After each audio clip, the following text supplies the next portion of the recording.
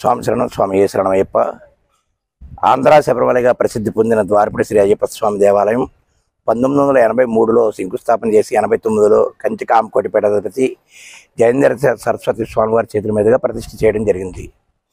అక్కడ నుండి కూడా ఈ యొక్క దేవాలయాలు దినదిన అభివృద్ధి చెందుతున్నాయి. ఈ యొక్క ఆలయాల అభివృద్ధికి మూల గురుస్వామి ఎస్ఎల్ కనకరాజు గురుస్వామి తమిళనాడు త్వరయూరు నుంచి వచ్చారు.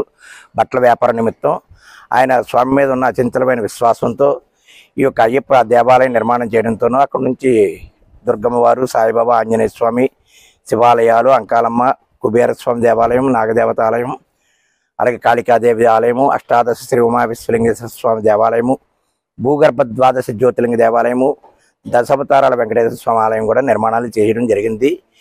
ఇప్పుడు 2023 ఎండింగ్లో కోయంబత్తూరు వెళ్ళారు గురుస్వామి గారు. 2024 జనవరి 3వ తారీఖున ఈ యొక్క దేవాలయానికి శంకుస్థాపన చేయడం, అంటే ఆదియోగి విగ్రహానికి శంకుస్థాపన చేయడం జరిగింది. 2025 ఫిబ్రవరి 26వ తేదీ, అంటే సంవత్సరం 13 నెలలు పట్టిందండి ఈ యొక్క విగ్రహ నిర్మాణానికి. విగ్రహ ప్రతిష్ట లోపల జ్ఞానయోగి అని మహాశివలింగాన్ని ప్రతిష్ఠ చేస్తున్నారు.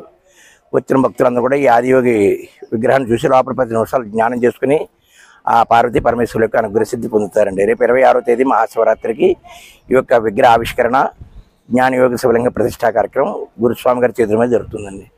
భక్తులందరూ తప్పకుండా విచ్చేసి ఆ పరమేశ్వరుడి యొక్క అనుగ్రహం పొందవచ్చు.